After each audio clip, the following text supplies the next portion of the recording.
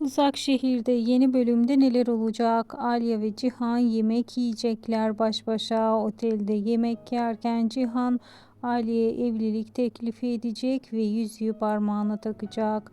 Konağın saldırısında kimseye bir şey olmayacak. Alya ve Cihan'ın bu bölüm en geç diğer bölüm nikahları kıyılacak.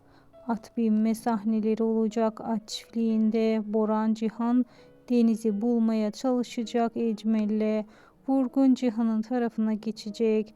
Cihan velayet almak için elinden ne geliyorsa yapacak.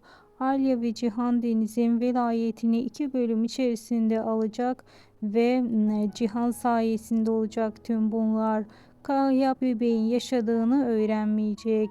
Yalan söyleyecek Zerrin. Yakında Vurgun'un kızı diziye dahil olacak.